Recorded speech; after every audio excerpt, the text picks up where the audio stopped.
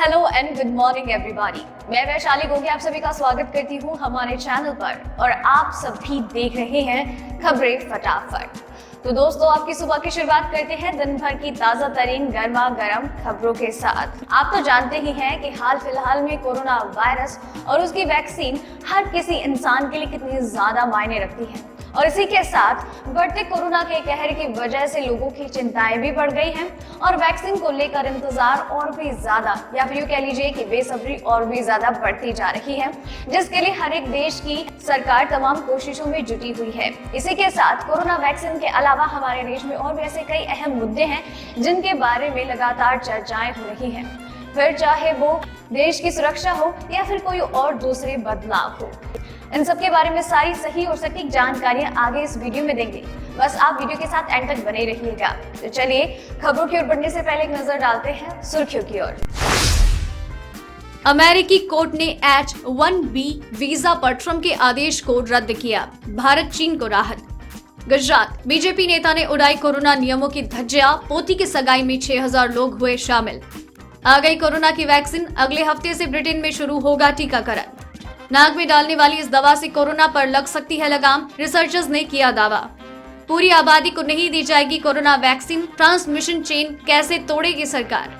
आ रहा एक और चक्रवाती तूफान बुरेवी इन राज्यों में मचा सकता है भारी तबाही। हाई अलर्ट जारी।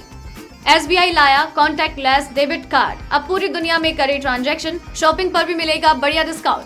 हो गई शुरुआत। वोडाफोन आइडिया ने 50 रुपए तक महंगा कर दिया टैरिफ प्लान।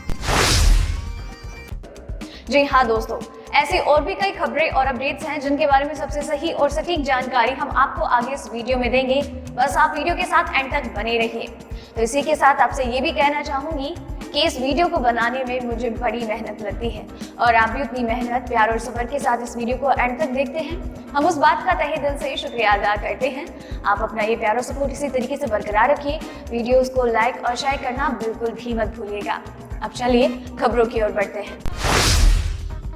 देश में कोरोना की रफ्तार कम जरूर हुई है, लेकिन संकट अभी खत्म नहीं हुआ। देश के कई राज्यों में तो कोरोना का ग्राफ पहले से भी काफी ऊपर चढ़ता हुआ दिखाई दे रहा है। पिछले 24 घंटे में कोरोना के 36,604 मरीज मिले हैं। इसके बाद देश में कोरोना मरीजों की संख्या 94,99,413 हो गई। स्वास्थ्य मंत्रालय की ओर से जारी आंकड़ों के अनुसार 24 घंटे में 501 लोगों की जान गई और अब तक 1,38,122 लोगों की जान जा चुकी है।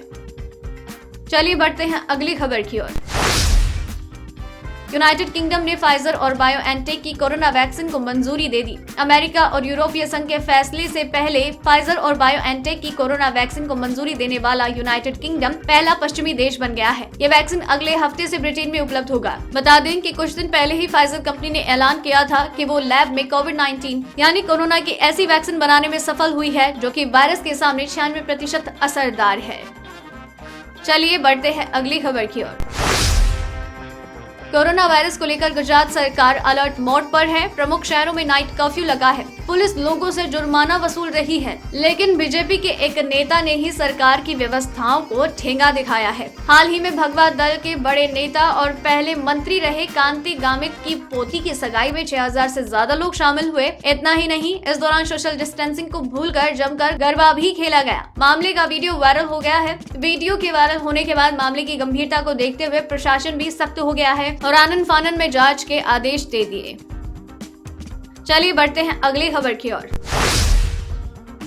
अमेरिका के एक संघीय जज ने विदेशी कुशल कामगारों की संख्या में भारी कटौती वाले H-1B वीजा पर राष्ट्रपति डोनाल्ड ट्रंप के आदेश को रद्द कर दिया। ये भारत चीन के टेक प्रोफेशनल्स के लिए राहत की खबर है। अमेरिकी प्रांत कैलिफोर्निया के डिस्ट्रिक्ट जज जेफरी व्हाइट ने कहा, सरकार ने पारदर्शिता की प्रक्रिया का पालन नहीं किया और सरकार का ये दावा निराधार है कि कोरोना महामारी में नौकरियों के जाने की वजह से ये बदलाव जरूरी था। इसकी वजह ये है कि ट्रंप प्रशासन ने काफी पहले ये बात कहनी शुरू कर दी थी और इन नियमों को अक्टूबर में सिर्फ प्रकाशित किया गया था।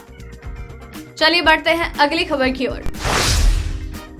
भारत में कोरोना टीकाकरण का अभियान अगले साल शुरू हो सकता है। इससे पहले स्वास्थ्य मंत्रालय ने मंगलवार को कहा कि देश की पूरी आबादी को कोरोना का टीका नहीं लगाया जाएगा। स्वास्थ्य मंत्रालय के अधिकारियों का ये बयान सरकार की वैक्सीनेशन पॉलिसी की ओर इशारा करता है। हालांकि इससे पहले लोगों को यही लग रहा था कि सरकार के टीकाकरण अभियान में पूरी आबादी को शामिल किया जाएगा। स्वास्थ्य सचिव के बयान को और स्पष्ट करते हुए ICMR के director general doctor Balram Bhargava ने इस बात पर कहा, सरकार का उद्देश्य वायरस की ट्रांसमिशन श्रृंखला को तोड़ना है। अगर हम आबादी के उस हिस्से जिसके की कोरोना की चपेट में आने की ज्यादा आशंका है, उनको वैक्सीन लगाकर कोरोना ट्रांसमिशन रोकने में कामयाब रहे तो शायद पूरी आबादी को वैक्सीन लगाने की जरूरत भी ना पड़े।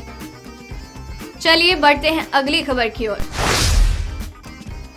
कोरोना वायरस की काट ढूंढने के लिए दुनिया के 100 से ज्यादा देशों में वैक्सीन पर रिसर्च हो रहा है, लेकिन किसी भी देश या संस्था को अपेक्षित सफलता नहीं मिली। हालांकि इसी बीच ब्रिटेन के स्वानसी यूनिवर्सिटी में समुद्री शैवाल की मदद से बनाई गई नाक में डालने वाली दवा बूट नेजल स्प्रे का परीक्षण किया जा रहा है, जो संभवतः कोरोना वायरस का मुकाबला कर सकती है। इस पर अभी यूनिवर्सिटी में टेस्टिंग जारी है। शहर में 480 फ्रंट लाइन कार्यकर्ताओं पर परीक्षण के बाद कोरोना की बीमारी को रोकने और इसके लक्षणों की गंभीरता को कम करने में दवा की प्रभावकारिता की जांच हो रही है।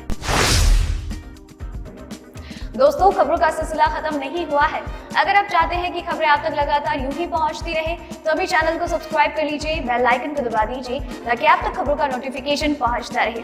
इसी के साथ चलिए अगली खबर की ओर बढ़ते हैं।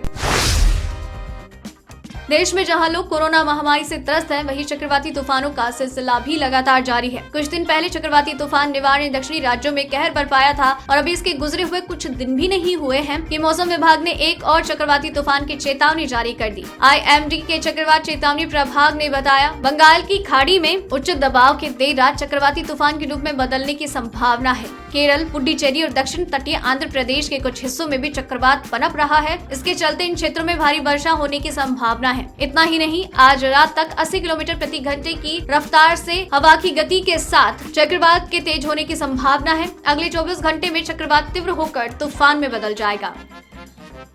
चलिए बढ़ते हैं अगली खबर की ओर। आज से महंगा हो गया आपका रसोई गैस सिलेंडर। जी हाँ, देश भर में बढ़ती महंगाई के बीच सरकारी तेल कंपनियों ने रसोई गैस के रेट्स में काफी इजाफा कर दिया है। आज से आपका रसोई गैस सिलेंडर 50 रुपए महंगा हो जाएगा। LPG सिलेंडर की नई कीमतें 2 दिसंबर से लागू हो गई हैं। इस इजाफे के बाद देश की राजधानी में घरेलू रसोई गैस सिलेंडर की कीमत 644 रुपए हो गई है। 19 किलो वाले सिलेंडर की कीमत 55 रुपए बढ़ गई है। दिसंबर महीने के लिए 19 किलोग्राम के कमर्शियल गैस सिलेंडर के दाम में इजाफा हुआ। चेन्नई में सबसे ज्यादा 56 रुपए प्रति सिलेंडर की बढ़ोतरी हुई है। चलिए बढ़ते हैं अगली खबर की ओर।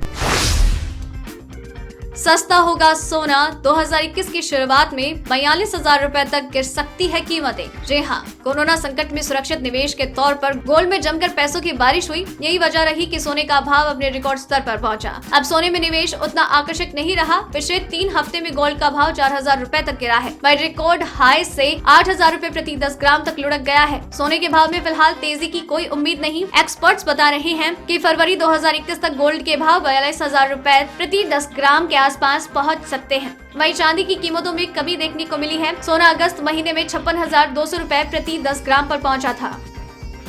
चलिए बढ़ते हैं अगली खबर की ओर। स्टेट बैंक ऑफ इंडिया अपने ग्राहकों के लिए नया SBI RuPay card JCB platinum contactless debit card launch किया है। इस कार्ड को SBI, NPCI और JCB के साथ मिलकर लॉन्च किया गया है। इसको SBI RuPay JCB platinum contactless debit card नाम दिया गया है। ये डुअल इंटरफेस फीचर के साथ आता है, जिसके जरिए ग्राहक घरेलू बाजार में कॉन्टैक्ट और कॉन्टैक्टलेस दोनों ट्रांजैक्शंस कर सकते हैं। आपको बता दें कि इस कार्ड में ग्राहकों को JCB नेटवर्क के तहत पूरी दुनिया में मौजूद ATM और POS टर्मिनल पर ट्रांजैक्शन किया जा सकता है। चलिए बढ़ते हैं अगली खबर की ओर। पिछले साल दिसंबर में रिलायंस जियो, वोडाफोन, आइडिया और एयरटेल ने अपने टैरिफ प्लान महंगे किए थे, लेकिन बावजूद इसके इन कंपनीज की शिकायत रही कि मौजूदा टैरिफ प्लान की कीमत उचित नहीं है, क्योंकि उन्हें घाटा हो रहा है। कुछ दिन पहले की एक रिपोर्ट आई थी जिसमें कहा गया था कि वोडाफोन, आइडिया और एयरटेल के प्लान जल्द ही 25% तक महंगे हो सकते हैं। अब दिसंबर की शुरुआत के साथ ही वोडाफोन आइडिया ने टैरिफ प्लान महंगा करने की शुरुआत कर दी। वोडाफोन आइडिया ने टैरिफ की कीमत बढ़ाने की शुरुआत अपने पोस्टपेड प्लान के साथ की है। वोडाफोन आइडिया ने अपने 2 पोस्टपेड प्लान्स की कीमत में 50 रुपए का इजाफा किया है। तो दोस्तों, आज की वीडियो में बस इतना ही। खबरों का ये सिलसिला यहीं खत्म करते हैं। आप तक खबरें लगातार यूं ही पहुंचाते रहेंगे, आप बस चैनल के साथ बने रहिए। इसी के साथ वीडियो पसंद आया तो इसे लाइक और शेयर जरूर कीजिएगा। साथ ही में वीडियो को एंड तक देखा है तो खबरों के बारे में अपने विचार हमसे साझा कीजिए और साथ ही में अपना नाम मेंशन करना मत भूलिएगा। धन्यवाद।